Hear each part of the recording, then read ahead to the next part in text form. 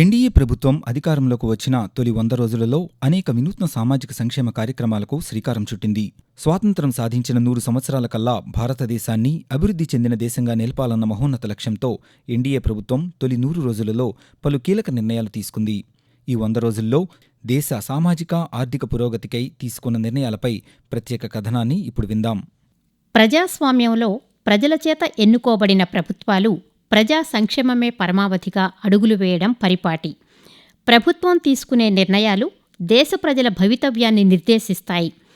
ఈ ప్రక్రియలో ఆయా ప్రభుత్వాలు ప్రజల మనసులు ఎంతమేర గెలిచాయి అనే అంశం ప్రభుత్వ భవితవ్యానికి బాటలు వేస్తుంది. ఇదే ప్రాతిపదికగా ప్రధానమంత్రి నరేంద్ర మోదీ నేతృత్వంలోని ఎన్డీఏ ప్రభుత్వం వరుసగా మూడోసారి అధికారంలోకి వచ్చి పగ్గాలు చేపట్టిన తొలి 100 రోజుల్లో భారతదేశ భవిష్యత్తు కోసం వడివడిగా అడుగులు వేసింది.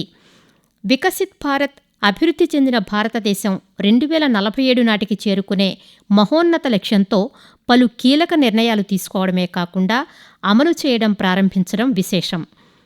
దేశంలోని సామాజిక, ఆర్థిక పురోగతికి కీలకమైన మధ్యతరగతి సాధికారతకు ప్రభుత్వం అత్యంత ప్రాధాన్యతనివ్వడం హర్షణీయం. వికసిత్ భారత్ లక్ష్యాన్ని తన మనోనేత్రంతో వీక్షించిన నరేంద్ర మోదీ తన అనుభూతిని దేశ ప్రజలతో పంచుకుంటూ, मेरे सपने तो बहुत बड़े हैं जी। विकसित भारत, जब विकसित भारत में कहता हूँ तो वो क्या होगा? जैसे विकसित भारत का मतलब है कि खेल के जगत में, दुनिया में सबसे ज्यादा गोल्ड मेडल मेरे बच्चे लाते होंगे। मैं विकसित भारत कहता हूँ तो दुनिया में जब नोबेल प्राइज भी देते होंगे तो धमाधम हिंदुस्तान का नाम आता होगा। जब फिल्म इंडस्ट्री में ऑस्कार अवार्ड दिए जाते होंगे तो पहले सारे नाम मेरे हिंदुस्तान के होंगे। विकसित भारत मतलब हर जगह पे मेरा देश आगे होगा, मतलब इन सभी क्षेत्रों में मुझे काम करना होगा. ఎన్డీఏ ప్రభుత్వం అధికారంలోకి వచ్చిన గత దశాబ్ద కాలంలో 25 కోట్ల మందికి పైగా భారతీయులు పేదరికం నుండి బయటపడి వేగంగా అభివృద్ధి చెందుతున్న నియో మిడిల్ క్లాస్లో చేరారు. ఇది కేవలం ఆర్థిక పురోగతినే కాకుండా సామాజిక పరివర్తనను సూచిస్తుంది. క్రీడలు, స్టార్టప్లు, అంతరిక్ష అన్వేషణ, సాంకేతిక పురోగతి వంటి రంగాల్లో మధ్యతరగతి ప్రధాన భూమికను తీసుకుంటుంది.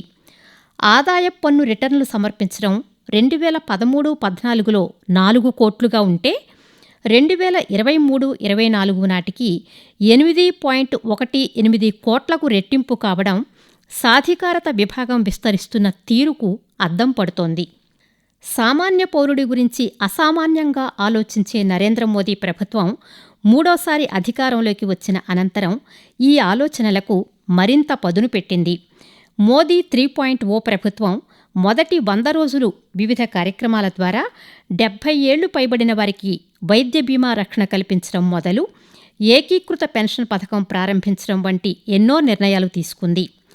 కనీస మద్దతు ధర, ఎంఎస్పీ పెంపుతో సహా సంక్షేమ పథకాలు, పరిశ్రమల అభివృద్ధికి, పేదల సంక్షేమానికి సంబంధించిన పథకాలు, పీఎం ఆవాస్ యోజన కింద పేదలకు 3 కోట్ల కొత్త ఇళ్లు, ఇలా ఎన్నో నిర్ణయాత్మక నిర్ణయాలతో 2047 నాటికి భారతదేశాన్ని అభివృద్ధి చెందిన దేశంగా తీర్చిదిద్దాలన్న లక్ష్యం సాకారమయ్యే దిశగా ముందడుగు పడింది. పెరుగుతున్న మధ్యతరగతి, తగ్గుతున్న పేదరిక నిష్పత్తులు ప్రభుత్వం చేపడుతున్న వివిధ కార్యక్రమాలు, పథకాల ఫలాలుగా పేర్కొనవచ్చు. ప్రగతి వైపు పరుగులు తీస్తున్న ఆర్థిక చక్రానికి ఇవి సూచికగా నిలుస్తున్నాయి.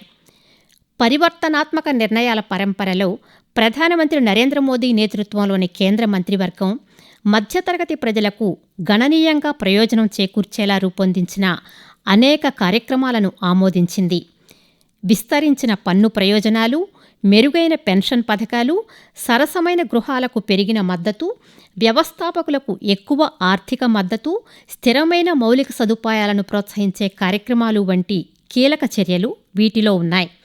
ఈ చర్యలు మధ్యతరగతి సాధికారత, ఆర్థిక ఒత్తిళ్లను తగ్గించడం, ఆర్థిక పురోగతికి భరోసా ఇవ్వడానికి ప్రభుత్వ నిబద్ధతను ప్రతిబింబిస్తున్నాయనడంలో ఎటువంటి అతిశయోక్తి లేదు. కేంద్ర బడ్జెట్ 2024-25లో ఆర్థిక మంత్రి నిర్మలా సీతారామన్ భారతదేశంలో పెరుగుతున్న సాధికారత పొందిన మధ్యతరగతికి పన్ను ఉపశమనం కల్పించే లక్ష్యంతో అనేక చర్యలను ప్రకటించారు. ఈ ప్రయోజనాలు పన్ను వ్యవస్థను సులభతరం చేయడానికి, జీతం పొందే వ్యక్తులు, పింఛనుదారుల ఆర్థిక శ్రేయస్సుకు మరింత మద్దతునిచ్చేందుకు రూపొందించబడ్డాయి.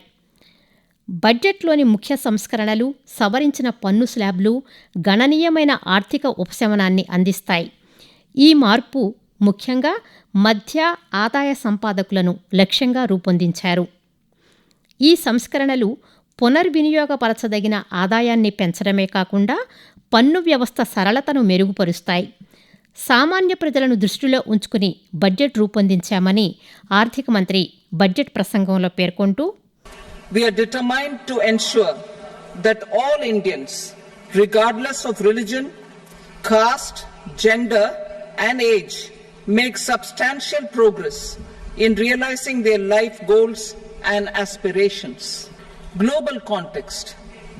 The global economy, while performing better than expected, is still in the grip of policy uncertainties. Elevated asset prices, political uncertainties, and shipping disruptions continue to pose significant downside risks for growth and upside risks to inflation.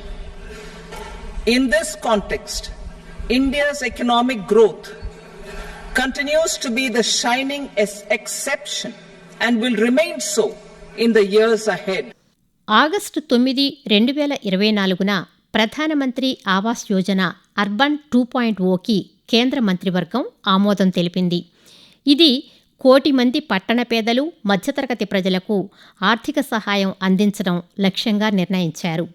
ఈ కుటుంబాలకు వచ్చే 5 ఏళ్లలో పట్టణ ప్రాంతాల్లో సరసమైన గృహాల నిర్మాణం, కొనుగోలు లేదా అద్దెకు సౌకర్యాలు కల్పిస్తారు. PMAY-U అనేది భారత ప్రభుత్వం యొక్క కీలకమైన ఫ్లాగ్షిప్ ప్రోగ్రాం.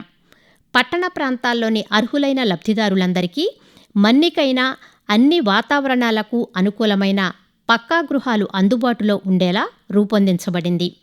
ఈ కార్యక్రమం ద్వారా ఇప్పటి వరకు 1.18 కోట్ల ఇళ్లను మంజూరు చేయగా 86.55 లక్షలకు పైగా ఇప్పటికే నిర్మించి పంపిణీ చేశారు. ప్రభుత్వ ఉద్యోగులు మరియు పెన్షనర్ల సంక్షేమాన్ని పెంపొందించే ఒక ముఖ్యమైన చర్యలో ప్రధానమంత్రి నరేంద్ర మోదీ అధ్యక్షతన జరిగిన కేంద్ర మంత్రివర్గ సమావేశం ఆగస్టు 24, 2024న ఏకీకృత పెన్షన్ స్కీమ్కు ఆమోదం తెలిపింది. పదవీ విరమణ చేసిన వారికి మరియు వారి కుటుంబాలకు దీని ద్వారా ఆర్థిక భద్రత కలుగుతుంది. ఏకీకృత పెన్షన్ స్కీమ్ గురించి కేంద్ర మంత్రి వివరిస్తూ, यूनियन कैबिनेट ने यूनिफाइड पेंशन स्कीम को अप्रूव किया है, इसको अनुमोदित किया है और ये स्कीम अभी आने वाले समय में लागू होगी. इस स्कीम के 5 पिलर्स हैं. सबसे इम्पोर्टेंट विषय था कर्मचारियों की तरफ से कि हमें अश्योर्ड अमाउंट एक चाहिए, जो बहुत लॉजिकल और वाजिब रिक्वायरमेंट था.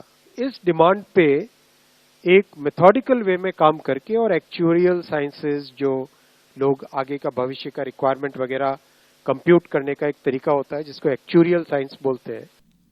25 సంవత్సరాల కనీస అర్హత సర్వీసు ఉన్నవారికి సూపర్ యాన్యుయేషన్కు ముందు గత 12 నెలల్లో పొందిన సగటు ప్రాథమిక వేతనంలో 50% హామీ ఇవ్వబడిన పెన్షన్కు యూపీఎస్ హామీ ఇస్తుంది.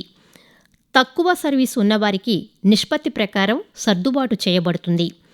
కనీస అర్హత వ్యవధి 10 సంవత్సరాలు. అదనంగా మరణించిన ఉద్యోగుల కుటుంబ సభ్యులు వారు ఉత్తీర్ణత సమయంలో ఉద్యోగి పెన్షన్లో 60% వరకు హామీ ఇవ్వబడిన కుటుంబ పెన్షన్ను అందుకుంటారు. కనీసం 10 సంవత్సరాల సర్వీసు తర్వాత ఉద్యోగ విరమణ పొందిన తరువాత నెలకు 10,000 రూపాయల కనీస హామీ పెన్షన్ అందించబడుతుంది.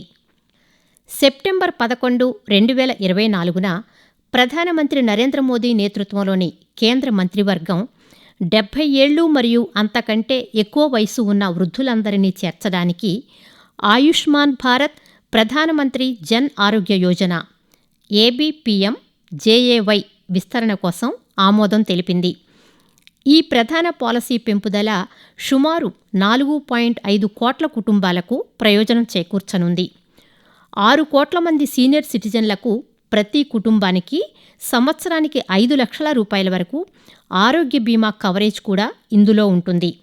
Central government health scheme, ex servicemen contributory health scheme లేదా Ayushman central armed police force వంటి ఇతర ప్రజారోగ్య పథకాల నుండి ఇప్పటికే లబ్ధి పొందుతున్న మధ్యతరగతి సీనియర్ సిటిజన్లు ఇందులో కొనసాగవచ్చు. ప్రైవేట్ హెల్త్ ఇన్సూరెన్స్ పాలసీలు ఉన్న సీనియర్ సిటిజన్లు లేదా ఎంప్లాయీస్ స్టేట్ ఇన్సూరెన్స్ పథకంలో నమోదు చేసుకున్న వారు కూడా ఏబీపీఎం-జేఏవై కింద ప్రయోజనాలను పొందేందుకు అర్హులు. వ్యవసాయ రంగం వృద్ధికి, రైతు సమాజ సంక్షేమానికి ప్రధానమంత్రి నరేంద్ర మోదీ కట్టుబడి ఉన్నారు. కిసాన్ సమ్మాన్ నిధి యొక్క 17వ విడత విడుదలతో ప్రధాని తమ 3వ పదవీ కాలాన్ని ప్రారంభించారు.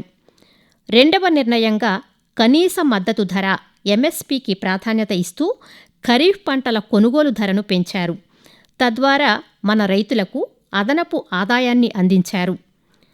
రైతు సంక్షేమానికి తమ ప్రభుత్వం అత్యంత ప్రాధాన్యత ఇస్తుందని నరేంద్ర మోదీ ఈ సందర్భంగా వివరిస్తూ, आपके सपनों को पूरा करने के लिए, आपके संकल्पों को पूरा करने के लिए मैं हर प्रयास करूंगा.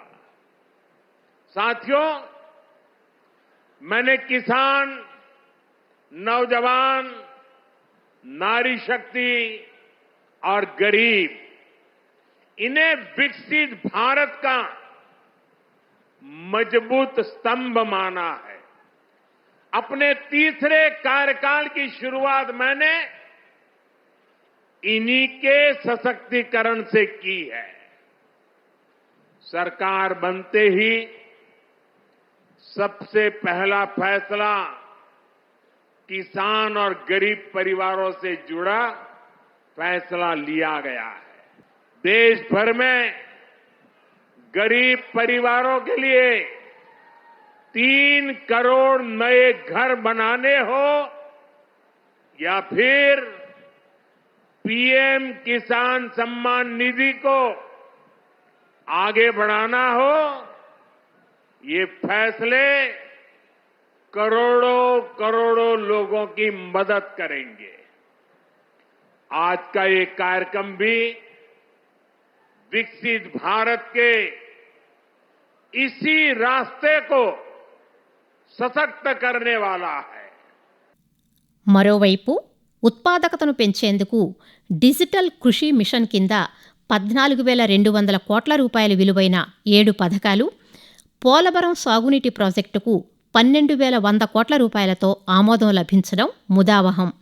మిషన్ మౌసం మన వాతావరణ సంబంధిత సూచనలు మెరుగుపరచడానికి మరియు ఇతర జోక్యాలను మెరుగుపరచడానికి 2,000 కోట్ల రూపాయలు వెచ్చించడం వల్ల రైతులకు కూడా మేలు జరుగుతుంది. అదేవిధంగా అగ్రిష్యూర్ ఫండ్ వ్యవసాయ స్టార్టప్లు, గ్రామీణ పారిశ్రామికవేత్తలను ప్రోత్సహించడానికి ఏర్పాటు చేశారు. ఇలా అన్ని వర్గాల ప్రజలను దృష్టిలో ఉంచుకుని నరేంద్ర మోదీ 3.0 ప్రభుత్వం ప్రజాహితమే పరమావధిగా శతదినోత్సవం జరుపుకుంది. భవిష్యత్తులో ప్రభుత్వం తీసుకునే నిర్ణయాలు, చేపట్టే కార్యక్రమాలు వికసిత్ భారత్ను చేరుకునే సోపానాలు కావాలని ఆశిద్దాం.